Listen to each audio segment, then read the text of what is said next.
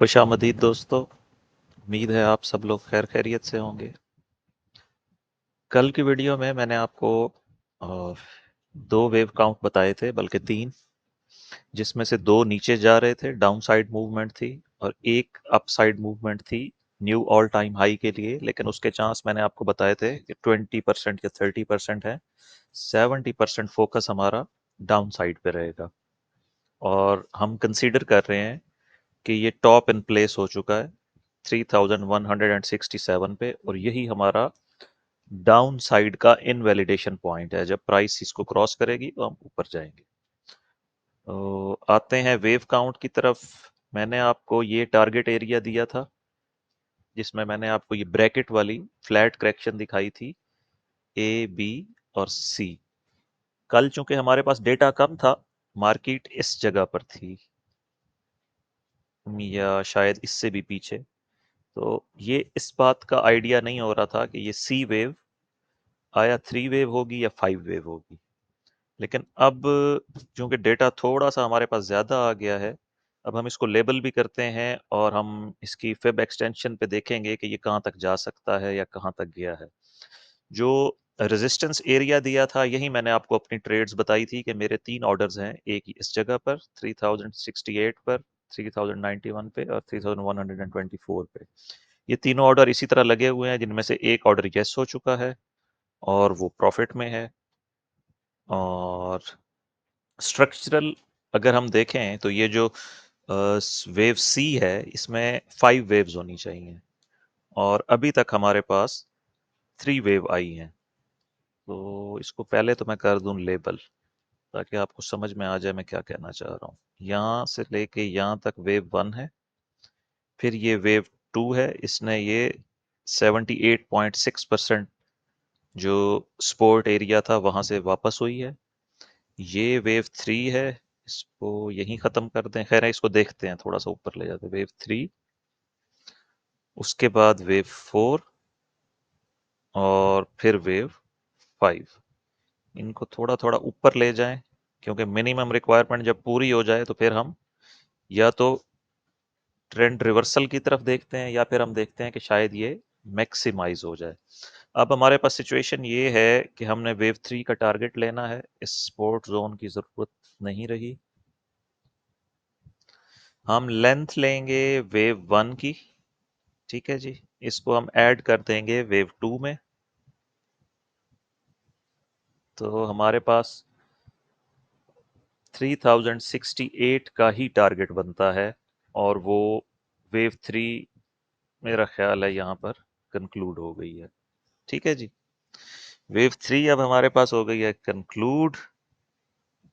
वैसे ये 200% तक भी जा सकती है, ठीक है, लेकिन चूंकि वहां से अब रिएक्शन आ गया है, तो हम सपोज कर रहे हैं कि वेव 3 कंप्लीट है, और अब हम इस वाली येलो वेव 4 में हैं, और फिर हम वेव 5 में आएंगे। इनको थोड़ा थोड़ा आगे चला देते हैं, ताकि हमारा वेव काउंट ठीक रहे। अच्छा जी, अब ये 3 वेव्स हैं। वेव 4 का टारगेट हम देखेंगे।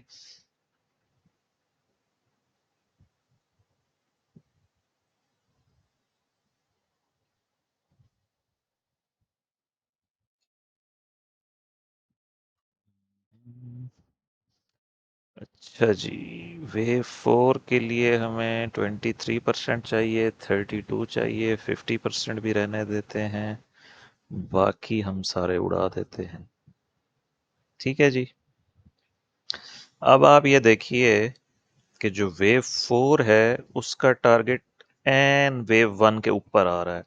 वेव 1 मैंने इस पॉइंट पर ली है, क्योंकि ये फिर फ्लैट करेक्शन थी। 1 2 3, 1 2 3, और ये 5 वेव्स हैं, 1 2 3 4 5। और ये जो 50% रिट्रेस है, वो 3021 बन रही है। वो ओवर शूटिंग वेव बी में आ रहा है, लेकिन वेव 1 में नहीं आ रहा। इसलिए वेव 4 को चाहिए कि वो हर हाल में 3014 से ऊपर रहे। और जब ये हो जाएगी, अच्छा इसकी भी मज़े की बात, ये मिनिमम रिक्वायरमेंट पूरी हो गई है वेव 4 की। ये देख रहे हैं आप 3048 इसी जब मैं वीडियो बना रहा हूँ ये पाकिस्तानी टाइम के मुताबिक 5:29 पे, अभी 1 मिनट बाद यूएस सेशन स्टार्ट हो जाएगा। मुमकिन है फिर बाइंग करें और यहीं से वेव 5 आ जाए, डीप वेव 4 ना आए। Minimum requirement for wave 4 is complete. इसके बाद हमारे पास एक वेव 5 आएगी और फिर हम नीचे की तरफ आएंगे और जैसे ही ये वाइट लाइन क्रॉस होगी 2955, हमारा वेव काउंट वैलिडेट हो जाएगा और हम फिर जाएंगे कहाँ तक, वो मैंने कल आपको दिखाया था। ये बन रहा है वो एरिया 2786 से लेकर 2718 इस एरिया में आएगा और ये 5 वेव मूव होगी। 1 2 3 4 5 और ये इम्पल्स होगा। वेव सी 5 वेव मूव है और इम्पल्स है। फिलहाल तो यही थ्योरी है, क्योंकि अब हम फिर से रेंज बाउंड हो गए हैं। मैंने आपको दोनों पॉइंट्स दे दी हैं। बियरिश वेव काउंट की इनवैलिडेशन पॉइंट ये येलो लाइन है और बुलिश वेव काउंट की इनवैलिडेशन ये वाइट लाइन। ये हमारा रेजिस्टेंस एरिया है। यहीं पे कुछ लोग पूछ रहे थे कि आप हमें ट्रेड सेटअप्स बताया करें।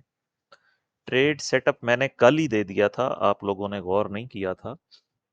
मैं चूंकि करेक्शन को ट्रेड नहीं करता हूं, इसलिए मैंने आपको ये सेटअप नहीं दिया था। यहां से इम्पल्स स्टार्ट होगा वेव सी का, क्योंकि मुझे उस टाइम नहीं पता था कि वेव बी जो है, ये सर्कल वेव बी, ये क्या पैटर्न बनाती है। अब जो वेव सी है उसका हमें क्लियर आइडिया है कि वो 5 वेव्स होंगी। तो ये 3 पॉइंट्स हैं, एक ये पॉइंट है, एक ये पॉइंट है, एक ये पॉइंट है। यहाँ पे आप 3 एंट्री ले सकते हैं सेल की। ये स्टॉप लॉस है। मैं तो इसी तरह से ट्रेड ले रहा हूँ, क्योंकि ये चैनल बेसिकली बनाने का मकसद ये था कि लोगों को गाइड करूँ। बहुत सारे लोग इंटरनेट पे मिलियन ऑफ व्यूज़ के साथ लोगों को मिसगाइड कर रहे हैं, गलत बता रहे हैं। उन्होंने पेड ग्रुप्स बनाए हुए हैं। मैं ये काम फ्री ऑफ कॉस्ट कर रहा हूँ और ट्रेड सिग्नल नहीं देता हूँ। मैं यहाँ पर लोगों को टीच करता हूँ कि आप खुद अपने सिग्नल निकालें। आपको किसी से पूछने की ज़रूरत ना पड़े, किसी की मोहताजी ना हो आपको। जस्ट आपको वेव काउंट करना आता हो, फिब लेवल लेने आते हों, इनकी वैलिडेशन इनवैलिडेशन पॉइंट समझ में आते हों, और आपको पता हो कि एक सेटअप फेल हो जाए तो हमने दूसरे सेटअप की तरफ जाना है। सिर्फ इस चैनल बनाने का मकसद लोगों को एजुकेट करना है।